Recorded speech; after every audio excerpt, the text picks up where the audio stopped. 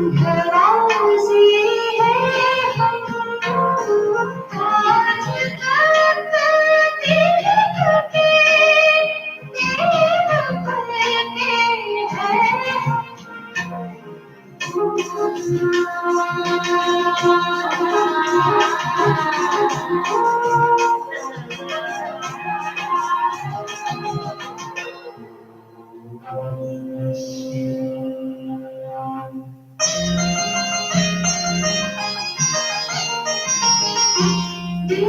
के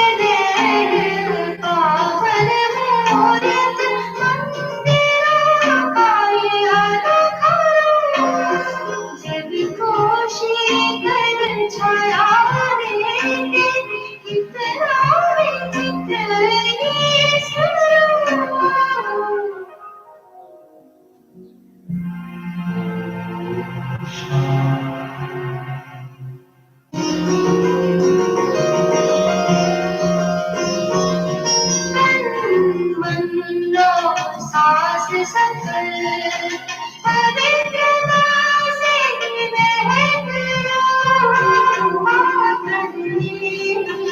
ब्राह्मण जीवन खुशियों से हर्ष रहा। प्यार से बोले ओम शांति। ओम शांति। Good morning. Good morning.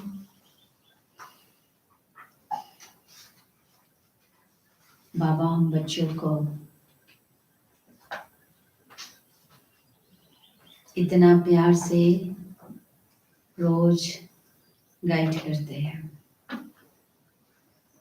श्रीमत देते हैं, ताकि हम सभी अपना कल्याण कर सके और विश्व का भी कल्याण कर सके।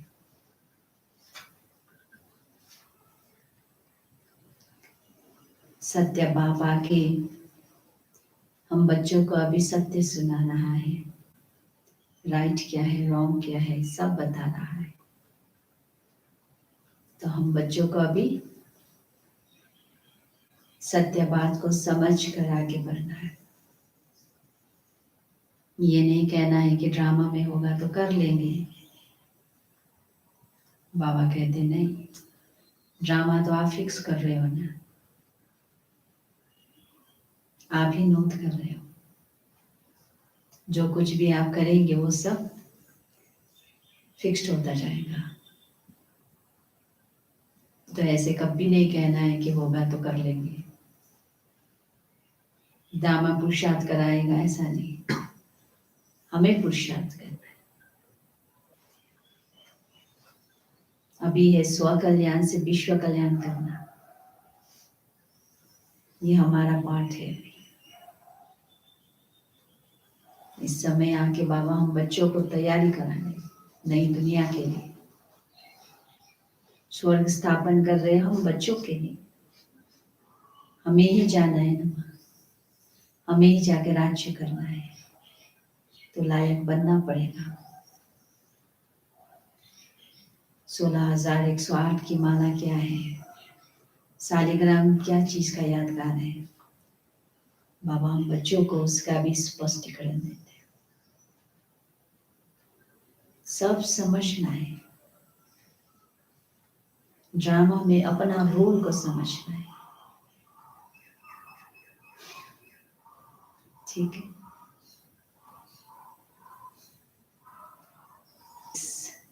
2 अक्टूबर 2020 में बाबा कहते हैं, मीठे बच्चे, यह पुरुषोत्तम संगम युग कल्याणकारी युग है। यह पुरुषोत्तम संगम युग कल्याणकारी युग है। इसमें ही परिवर्तन होता है, इसमें ही परिवर्तन होता है। तुम कनिष्ठ से उत्तम पुरुष बनते हो, तुम कनिष्ठ से उत्तम पुरुष बनते हो।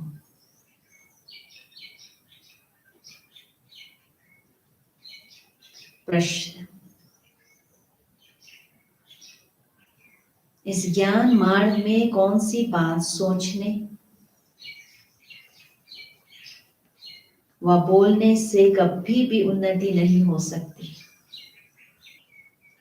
उत्तर है, ड्रामा में होगा तो पुरुषार्थ कर लेंगे, ड्रामा कराएगा तो कर लेंगे। यह सोचने व बोलने वालों की उन्नति कभी नहीं हो सकती। यह कहना ही रॉन्ग है। तुम जानते हो अभी जो हम पुरुषार्थ कर रहे हैं यह भी ड्रामा में नूद है। पुरुषार्थ करना ही है, पुरुषार्थ करना ही है। गीत है,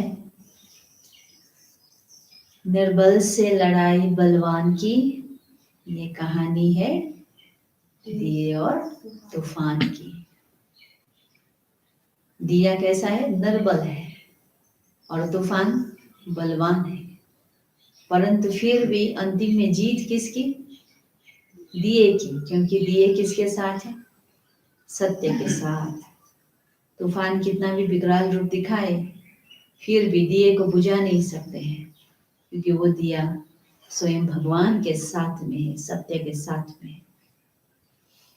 ओम शांति। बाबा कहते यह है कलयुगी मनुष्य के गीत, परंतु इनका अर्थ वह नहीं जानते। यह तुम जानते हो, तुम हो अभी पुरुषोत्तम संगम युगी। संगम युग के साथ पुरुषोत्तम भी लिखना चाहिए। पुरुष माना आत्मा और फिर उत्तम ते उत्तम बनाने का युग, परफेक्ट बनाने का युग इसी समय में है। बच्चों को ज्ञान की पॉइंट्स याद न होने कारण फिर ऐसे ऐसे अक्षर लिखने भूल जाते हैं। यह मुख्य है, इनका अर्थ भी तुम ही समझ सकते हो। पुरुषोत्तम मास भी होता है ना, यह फिर है पुरुषोत्तम संगम युग, जिसमें स्वयं भगवान आके हम बच्चों को शिक्षा दे रहे हैं। हम बच्चे भगवान के साथ मिलन मना रहे हैं, तो ये है पुरुषोत्तम संगम युग। यह संगम का भी एक त्योहार है। यह त्योहार सबसे ऊंच है। तुम जानते हो अभी हम पुरुषोत्तम बन रहे हैं। उत्तम ते उत्तम पुरुष। ऊंचते ऊंच साहूकार से साहूकार नंबर 1 कहेंगे लक्ष्मी नारायण को। कौन है? साहूकार से साहूकार, ऊंचते ऊंच लक्ष्मी नारायण। शास्त्रों में दिखाते हैं बड़ी प्रलय हुई, फिर नंबर 1 श्री कृष्ण पीपल के पत्ते पर सागर में आया। अब ऐसी ऐसी बातें शास्त्रों में लिख दी है। अभी तुम क्या कहेंगे? नंबर 1 है यह श्री कृष्ण, जिसको ही श्याम सुंदर कहते हैं। दिखाते हैं अंगूठा चूसता हुआ आया। बच्चा तो गर्भ में ही रहता है, तो पहले पहले ज्ञान सागर से निकला हुआ उत्तम ते उत्तम पुरुष श्री कृष्ण है, इसीलिए दिखाते हैं ऐसा। सागर में पीपल के पत्ते पे आया अंगूठा चूसता हुआ। वास्तव में इसका अर्थ भी बाबा स्पष्ट करते कि वास्तव में पहले पहले ज्ञान सागर से निकला हुआ उत्तम ते उत्तम पुरुष श्री कृष्ण है। ज्ञान सागर से स्वर्ग की स्थापना होती है, उनमें नंबर 1 पुरुषोत्तम यह श्री कृष्ण है। और यह है ज्ञान का सागर, पानी का नहीं। प्रलय भी होती नहीं। कई बच्चे नए नए आते हैं तो बाप को फिर पुरानी पॉइंट रिपीट करनी पड़ती है। सत्युग, त्रेता, द्वापर, कलयुग, यह 4 युग तो है ना। 5वां फिर है जिसका ज्ञान केवल हम बच्चों के लिए। अभी बाबा ने कौन सा वर्ड और ऐड करने के लिए कहा? पुरुषोत्तम संगम युग। इस युग में मनुष्य चेंज होते हैं। अब इस युग में आएंगे तभी तो चेंज होगा। कनिष्ठ से सर्वोत्तम बनते हैं। जैसे शिव बाबा को भी पुरुषोत्तम व सर्वोत्तम कहते हैं ना, वह है ही परम आत्मा यानी परमात्मा। फिर पुरुषों में उत्तम है यह लक्ष्मी नारायण। इन्हों का ऐसा किसने बनाया? शिव बाबा ने। यह तुम बच्चे ही जानते हो, दुनिया को पता नहीं है किसने देवी देवता को इतना ऊंच बनाया। बाबा कहते यह तुम बच्चे ही इस संगम युग, पुरुषोत्तम संगम युग में जानते हो। बच्चों को भी समझ में आया है, इस समय हम पुरुषार्थ करते हैं ऐसा बनने के लिए। पुरुषार्थ कोई बड़ा नहीं है, मोस्ट सिंपल है। पुरुषार्थ देखो बड़ा नहीं है, बाबा कहते हैं मोस्ट सिंपल है। ना हमें जंगल जाना है, ना ही कितने मंत्र जपने हैं, ना ही खाली पैर कहाँ कहाँ तीर्थ यात्रा जाना है, ना ही खाली पेट रहना है। कितना सिंपल है, घर बैठे बाबा ने कहा ज्ञान सुनो और योग करो, बाबा को याद करो, तो क्या होगा? विक्रम विनाश होगा, धारणा होगी दैवी गुणों का, तो फिर बन जाएंगे। सीखने वाली भी है अबलाएं कुब्जाएं जो कुछ भी पढ़ी लिखी नहीं है।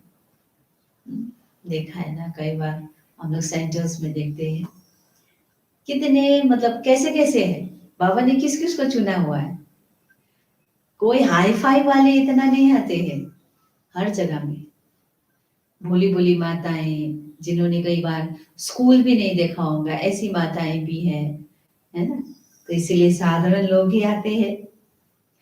उन्हों के लिए कितना सहज समझाया जाता है। देखो अहमदाबाद में एक साधु था, कहता था हम कुछ खाते पीते नहीं है। अब बाबा ने उनके लिए क्या कहा? अच्छा कोई सारी आयु खाता पीता नहीं, फिर क्या? प्राप्ति तो कुछ नहीं है ना, झाड़ को भी खाना तो मिलता है ना, खाद पानी आदि नेचुरल उनको मिलता है, जिससे झाड़ प्रीति को पाता है। उसने भी कोई रिद्धि सिद्धि पाई होगी। ऐसे बहुत है जो आग से पानी से चले जाते हैं, इनसे भला फायदा क्या? बहुत दिखाते हैं ना अभी रिद्धि सिद्धि वाले, उड़ के भी दिखाएगा है ना, आग में चल के भी दिखाएगा, पानी में भी चल के दिखाएगा। वो सब आकर्षण करने के लिए क्या क्या करते रहते, दुनिया वालों का आकर्षण अपने में खींचने के लिए है ना। अभी बोलोगे ये कितना विक्रम बन रहा है। तो इसीलिए बाबा कहते हैं लेकिन इससे फायदा क्या है? तुम्हारा तो इस सहज राजयोग से जन्म जन्मांतर का फायदा है। तुमको जन्म जन्मांतर के लिए दुखी से सुखी बनाते हैं। बाप कहते बच्चे ड्रामा अनुसार हम तुमको गुह्य बातें सुनाता हूँ। बहुत सारे ऐसे राज हैं जो बाबा आके स्पष्ट करते हैं। जैसे बाबा ने समझाया है शिव और शंकर को मिलाया क्यों है। शंकर का तो इस सृष्टि में पाठ ही नहीं है, शिव का, ब्रह्मा का, विष्णु का पाठ है। ब्रह्मा और विष्णु का ऑलराउंड पाठ है। शिव बाबा का भी इस समय पाठ है जो आकर ज्ञान देते हैं। ब्रह्मा का वही जाके विष्णु बनते हैं यानी नारायण बनते हैं, तो उनका पाठ है, रोल है। शिव बाबा का भी रोल है। अब यहाँ किसका नाम नहीं आया? शंकर का। इसीलिए बाबा ने स्पष्ट किया आज शिव बाबा का भी इस समय पाठ है जो आकर ज्ञान देते फिर निर्वाण धाम में चले जाते हैं। बच्चों को जायदाद देकर खुद वानप्रस्थ में चले जाते हैं। वानप्रस्थी बनना अर्थात गुरु द्वारा वाणी से परे जाने का पुरुषार्थ करना, परंतु वापिस तो कोई जा नहीं सकते। क्योंकि क्यों नहीं वापिस जा सकते हैं? क्योंकि बाप को याद नहीं करते हैं और विक्रम विनाश नहीं होता है, क्योंकि बाबा कहते हैं विकारी भ्रष्टाचारी है। विकार से जन्म तो सबका होता है। यह लक्ष्मी नारायण निर्विकारी है, उन्हों का विकार से जन्म नहीं होता है, इसीलिए श्रेष्ठाचारी कहलाए जाते हैं।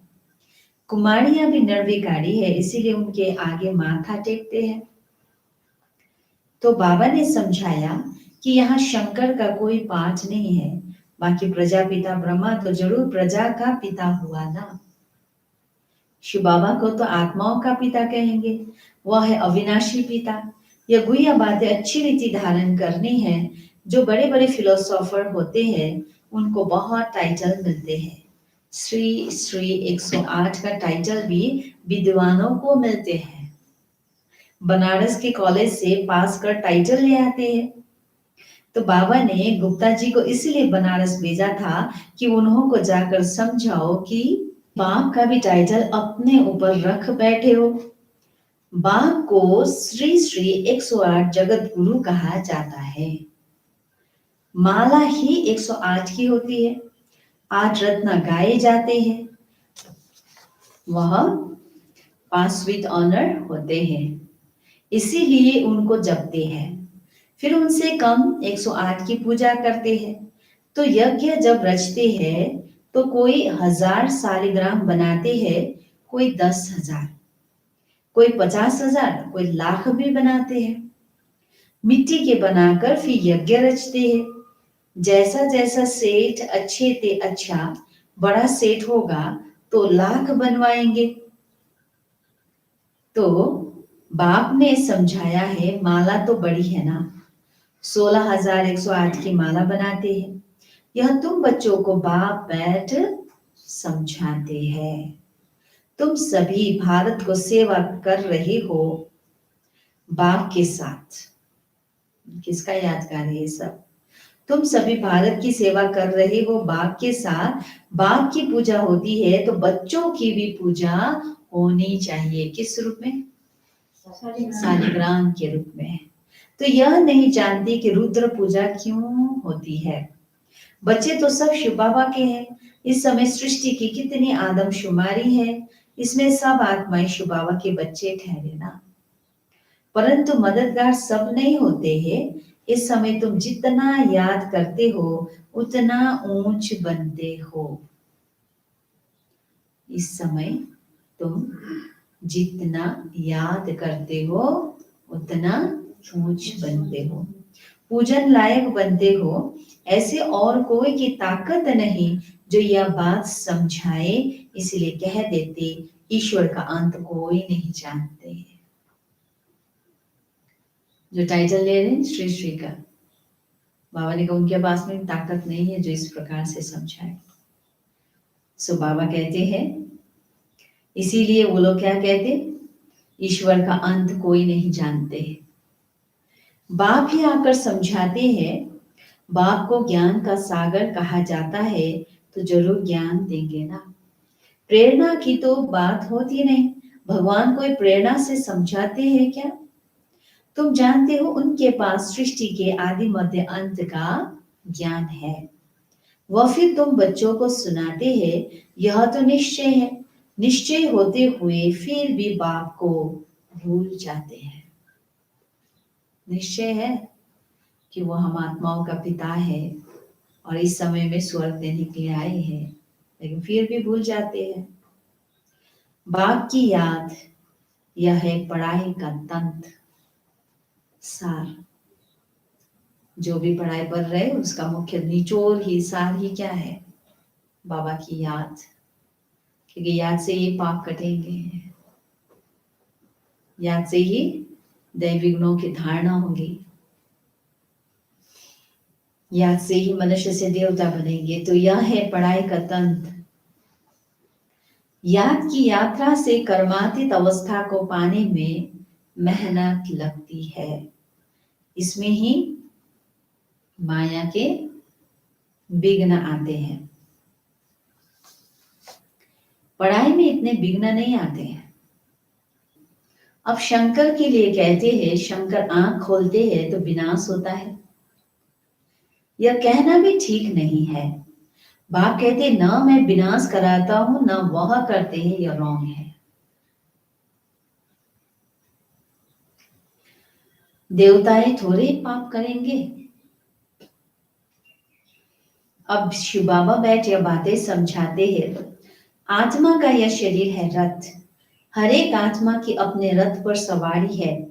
तो बाप कहते हैं मैं इनका लोन लेता हूं, ब्रह्मा के तन का लोन लेता हूं, इसलिए मेरा दिव्य अलौकिक जन्म कहा जाता है। अभी तुम्हारी बुद्धि में 84 का चक्र है। जानते हो अभी हम घर जाते हैं फिर स्वर्ग में आएंगे। बाबा बहुत सहज करके समझाते हैं, इसमें हाथ फेल नहीं होना है। कहते हैं बाबा हम पढ़े लिखे नहीं हैं, मुख से कुछ निकलता नहीं, परंतु ऐसा तो होता नहीं, मुख तो जरूर चलता ही है। भले ही पढ़े लिखे नहीं है फिर भी और बातें करने में मुख चलता है कि नहीं? तो खाना खाते हो मुख चलता है ना। वाणी ना निकले यह तो हो नहीं सकता। लौकिक पढ़ाई की बात नहीं है, अलौकिक पढ़ाई तो पढ़ रहे हैं ना। तो पढ़े लिखे नहीं है का मतलब क्या है?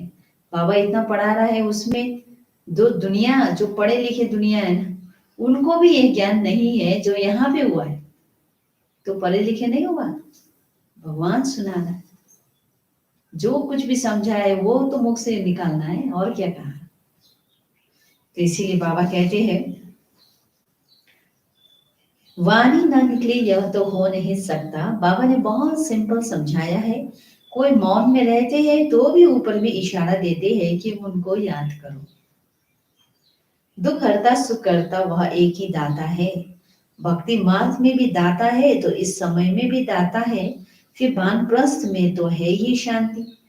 बच्चे भी शांति धाम में रहते हैं। पाठ नुदा हुआ है जो एक्ट में आता है।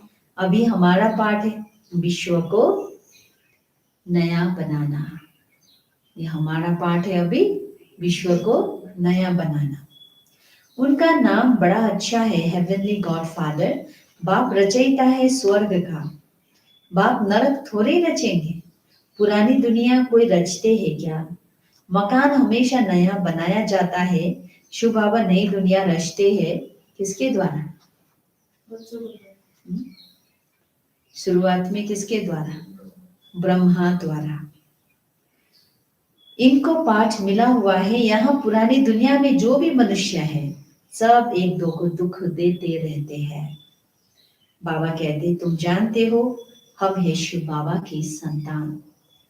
फिर शरीरधारी प्रजापिता ब्रह्मा के बच्चे हो गए एडॉप्टेड। हमको ज्ञान सुनाने वाला है शिव बाबा रचयिता, जो अपनी रचना के आदि मध्य अंत का ज्ञान सुनाते हैं। तुम्हारी एम ऑब्जेक्ट ही है यह बनना। जीवन का लक्ष्य को कभी भी नहीं छोड़ना चाहिए। तो ये हमारा एम ऑब्जेक्ट ही है लक्ष्मी नारायण बनना। मनुष्य देखो कितना खर्चा कर मार्बल आदि की मूर्तियां बनाते हैं। तो यह है ईश्वरीय विश्वविद्यालय, वर्ल्ड यूनिवर्सिटी। सारी यूनिवर्स को चेंज किया जाता है। उन्होंने जो भी कैरेक्टर्स है सब आसुरी, आदि मध्य अंत दुख देने वाले हैं। यह है ईश्वरीय यूनिवर्सिटी। ईश्वरीय विश्वविद्यालय एक ही होता है जो ईश्वर आकर खोलते हैं, जिससे सारे विश्व का कल्याण हो जाता है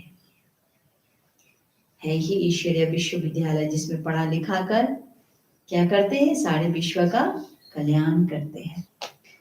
तुम बच्चों को अब राइट और रॉन्ग की समझ मिलती है, और कोई मनुष्य नहीं जो समझता हो।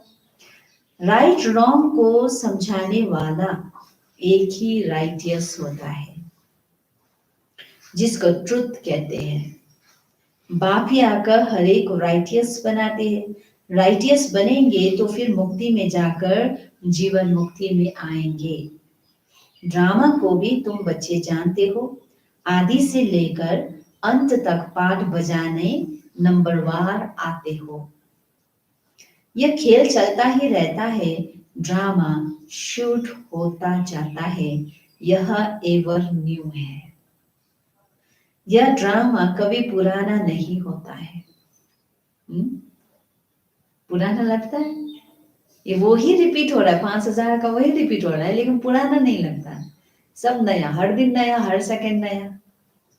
और सब नाटक आदि विनाश हो जाते हैं, और जो भी छोटे छोटे नाटक बनाते रहते हैं दुनिया में, वो सब तो विनाश हो जाते हैं। यह बेहद का अविनाशी ड्रामा है, इनमें सब अविनाशी पाठधारी है। अविनाशी खेल व मांडवा देखो कितना बड़ा है। अब आकर पुरानी सृष्टि को फिर नया बनाते हैं। यह सृष्टि स्टेज देखो कितना बड़ा है, इसमें बाबा आकर पुरानी सृष्टि को फिर नया बनाते हैं। वह सब तुमको साक्षात्कार होगा, जितना नजदीक आएंगे फिर तुमको खुशी होगी। साक्षात्कार करेंगे, कहेंगे अब पाठ पूरा हुआ, ड्रामा को फिर रिपीट करना है। फिर नए सिर पाठ बजाएंगे, जो कल पहले बजाया है इसमें जरा भी फर्क नहीं हो सकता। इसलिए जितना हो सके तुम बच्चों को ऊंच पद पाना चाहिए, पुरुषार्थ करना है, मूंझना नहीं है। पुरुषार्थ करते रहो, एफर्ट तो करना पड़ेगा ना, कंफ्यूजन में नहीं है। ये क्योंकि जो कुछ हो रहा है सब में कल्याण है। कभी कभी लॉस भी होता है, हानि भी होता है, फिर भी बाबा कहते इसमें भी कल्याण है बच्चे। ड्रामा को जो कराना होगा वह कराएगा, यह कहना भी रॉन्ग है। हमको तो पुरुषार्थ करना ही है। अच्छा, मीठे मीठे सिखिलदे बच्चों प्रति माता पिता बाप दादा का याद प्यार और गुड मॉर्निंग। रूहानी बाप के रूहानी बच्चों को नमस्ते। हम रूहानी बच्चों की रूहानी बाप दादा को याद प्यार, गुड मॉर्निंग और नमस्ते नमस्ते नमस्ते। धारणा के लिए मुख्य सार एक है पढ़ाई का तंत्र यानी सार। पढ़ाई का तंत्र सार बुद्धि में रख याद की यात्रा से कर्मातीत अवस्था को पाना है। लिए बाप का पूरा पूरा मददगार बनना है।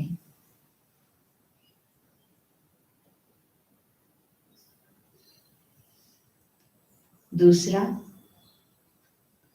सत्य बाप द्वारा राइट रॉन्ग की जो समझ मिली है, सत्य बाप द्वारा राइट रॉन्ग की जो समझ मिली है, उससे राइटियस बन जीवन बन से छूटना है।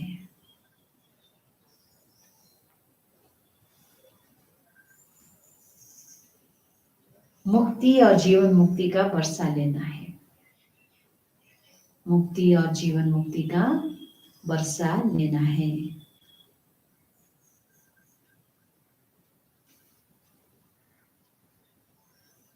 वरदान।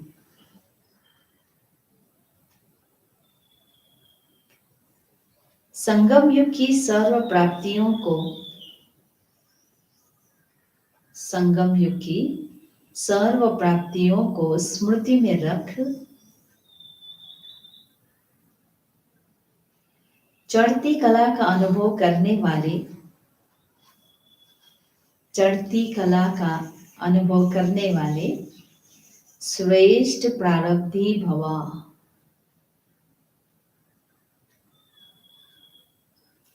संगम युग की सर्व प्राप्तियों को स्मृति में रख चढ़ती कला का अनुभव करने वाले श्रेष्ठ प्रारब्धी भव। परमात्म मिलन व परमात्म ज्ञान की विशेषता है अविनाशी प्राप्तियां होना। ऐसे नहीं कि संगम में पुरुषार्थी जीवन है और सतयुगी प्रारब्धी जीवन है।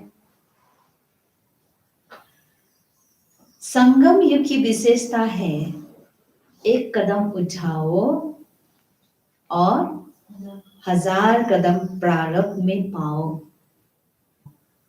तो सिर्फ पुरुषार्थी नहीं लेकिन श्रेष्ठ प्रारब्धि है। इस स्वरूप को सदा सामने रखो। केवल पुरुषार्थी नहीं है लेकिन हमें प्राप्ति भी तो हो रही है, अविनाशी प्राप्ति है सबसे बड़ी बात। प्रारब्ध को देखकर सहज ही चढ़ती कला का अनुभव करेंगे। पाना था सो पा लिया, ये गीत गाओ तो गुटके और झुटके खाने से बच जाएंगे। संगम युग में बहुत स्लोगन। ब्राह्मणों का श्वास हिम्मत है, ब्राह्मणों का श्वास हिम्मत है, जिससे कठिन से कठिन कार्य भी आसान हो जाता है। ब्राह्मण हिम्मत रखने से, ऊपर में वरदान में क्या कहा, एक कदम आप हिम्मत का रखो, 1000 कदम बाबा की मदद तो है ही। तो ऐसे ऐसे हम सब ने अनुभव की है। तो हिम्मत हमेशा रखते हैं तो क्या होता है, कठिन से कठिन कार्य भी आसान हो जाता है, सजिलो लाग्छ। कुनै डिफिकल्टीज लाग्दैन, बाबा छँदैछ नि, कति निश्चिंत भइहाल्छ। आज है मातेश्वरी जी के अनमोल महावाक्य, सार है मुक्ति और मोक्ष। मम्मा ने कहा आजकल मनुष्य मुक्ति को ही मोक्ष कहते हैं। वो ऐसे समझते हैं जो मुक्ति पाते हैं वो जन्म मरण से छूट जाते हैं। वो लोग तो जन्म मरण में न आना इसको ही ऊंच पद समझते हैं, वही प्रारब्ध मानते हैं। जीवन मुक्ति फिर उसको समझते हैं जो जीवन में रहकर अच्छा कर्म करते हैं। जैसे धर्मात्मा लोग हैं, उन्हों को जीवन मुक्त समझते हैं। बाकी कर्म बंधन से मुक्त हो जाना वो तो कोटों में से कोई बिरला ही समझते हैं। अब यह है उन्हों की अपनी मत, लेकिन हम तो परमात्मा द्वारा जान चुके हैं कि जब तक मनुष्य पहले विकारी कर्म बंधन से मुक्त नहीं हुआ है तब तक आदि मध्य अंत दुख से छूट नहीं सकेंगे। तो इससे छूटना यह भी एक स्टेज है।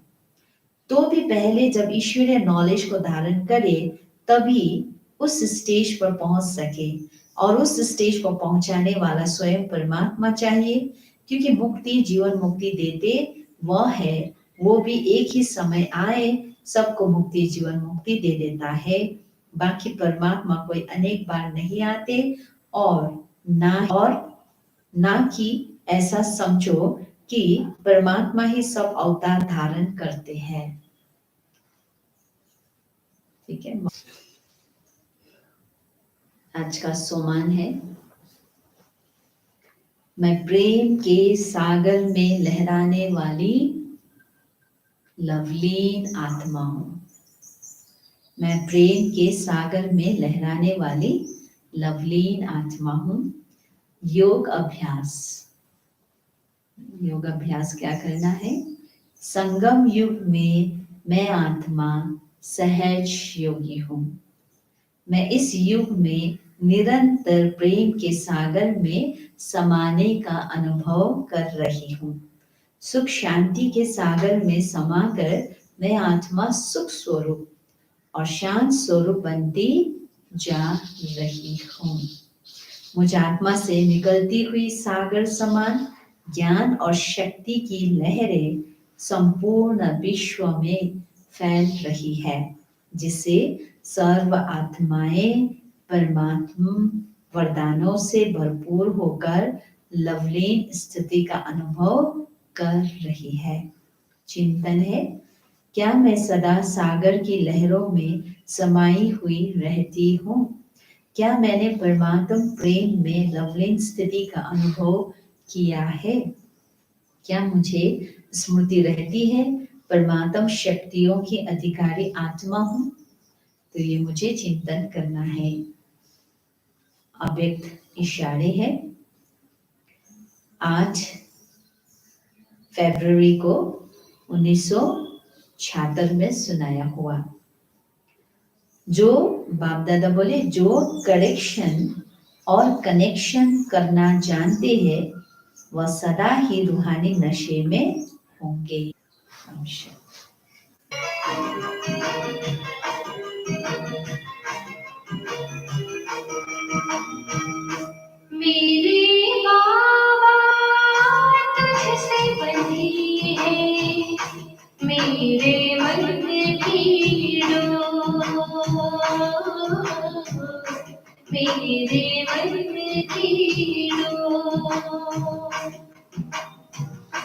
जहाँ भी जाओ हर पल बदलो, जहाँ भी जाओ हर पल बदलो, ध्यान है तेरी ओर। मेरी आवाज़ तुझसे बंधी है, मेरे मन की डोर।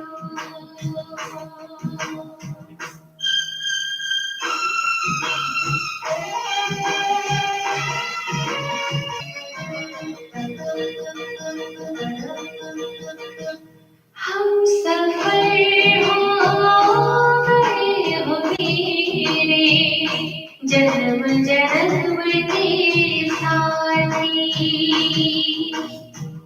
साथ निभाने आ गए हो, हर सुख देने हो मेरे साथी।